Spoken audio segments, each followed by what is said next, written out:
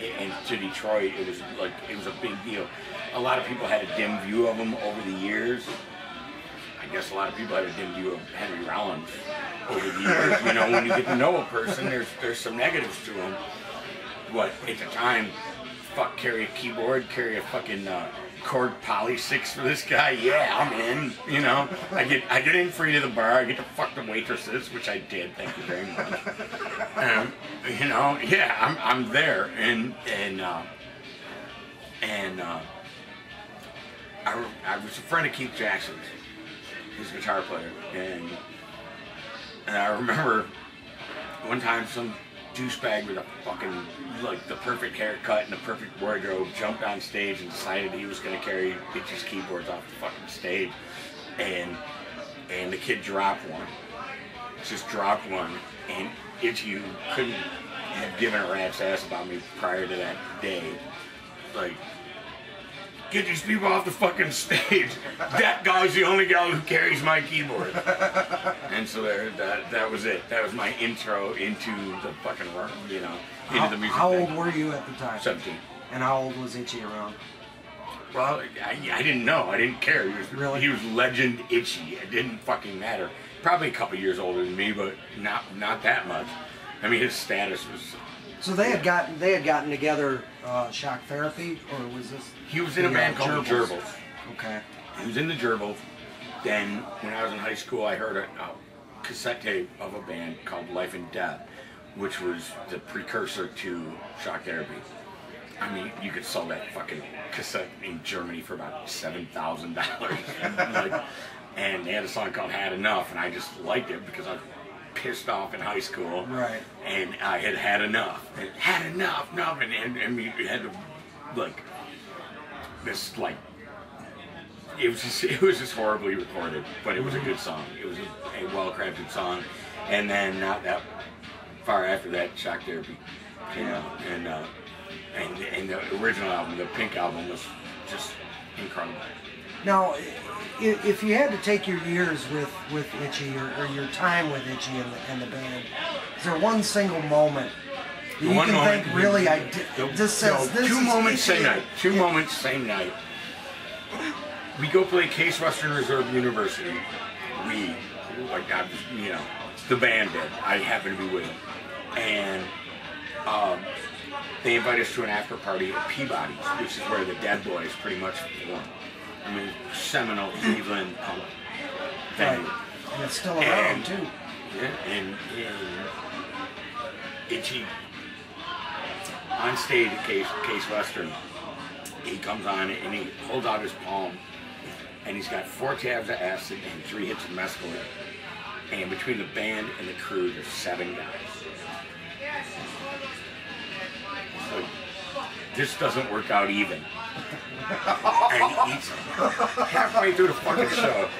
He's out of his mind. I mean, like fucking shark teeth size droplets of fucking vinegar coming out of his fucking temple, and you can tell he's just out of his mind. So the promoter, I'm skipping a story, but the promoter takes him over to Peabody, and he decides that his happiest moment in life is going to be to lay down in the parking lot and take chunks of rock and dip them at a fucking street light. Well, he misses the goddamn street light because he's high out of his goddamn mind. And hits a BMW and smashes the windshield. So we're all running. Ah, fuck. So we go back to Case Western, and it's pissing down rain. And we all try to keep Itchy calm, you know, and he's flipping out on drugs. And he decides that the second happiest moment of his life is he's going to sleep on the roof of the van. And he did. He laid down on the roof of the van with fucking water dripping onto his face. And we're like, come on, Greg, come on, get back in the van, get warm, let us bundle you up. We're babysitting the motherfucker. And all he cared about was letting the water drip onto his face. And we fucking woke up the next day and said, that was great. And I knew right then he was the craziest motherfucker I ever met. Now the band on stage was just, nobody could take away from Shock Therapy on stage regardless of the offstage antics. But no, some of the offstage antics were on stage. They spilled so, over. Yeah, when Tom Buckley was playing keyboards at Bookies, Itchy got mad at Tom, thinking Tom missed a note, and Tom was a musician. Tom wasn't gonna miss a note. He was playing keyboards, and Itchy thought he heard something he didn't like, and he took a Guinness bottle and whipped it and broke fucking Tom's keyboard. I mean, the offstage antics were on stage. Itchy would go nuts on stage. Itchy would put on a fluorescent light. This was at the goddamn Cobb's Corner. Cobb's Corner. He told the owner of Cobb's Corner that he had to turn off all the lights, and he plugged in with like 8 fucking extension cords, plugged in a fucking fluorescent light, turned off all the lights, and just up on stage singing and playing keyboards, and the only light in the entire room was a fucking fluorescent light. And it was just ridiculous, and the owner's like, fuck this, people can't see, my waitresses are getting tripped, and he started turning on the lights, and it was just, yeah, but that's how Itchy was. Like, as crazy as he was off stage, he was that crazy on stage. Now this band commanded, in my view anyway, a lot of respect for what it did to put Detroit on the map for not only punk rock, but industrial and later techno. Do you think... and later on tonight, and I want it to be in front of people that went out of their way to come here, I have a story about he influenced, in the same show, Case Western Reserve University show, he influenced people incredibly. Nobody,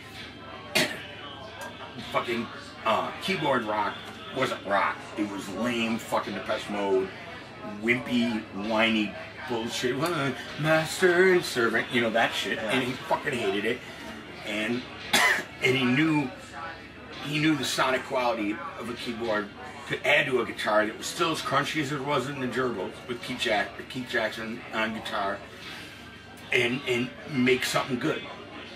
And I hate the term because it's a fucking cliche. Ahead of his time, but he was, and he just missed by a cunt hair being somebody who would have been Al Jorgensen, who would have been a name I'm not going to mention until I get up there and fucking say it. He missed that. There's one band in particular that I'm going to talk about later, but he was the first one to say, I don't care what the hardcore kids think and the punk rock kids think and the guys with the Liberty Spikes think. I'm going to fucking have a band with guitar and keyboard, and he did that fucking well, and aggressively well. If you had one message you're leaving today with to give to Itchy, what is it? One message? One message. Say what you want to say as a goodbye to Itchy. No, well, there's two different things. One message or one goodbye. No, it wouldn't be. I wouldn't say goodbye.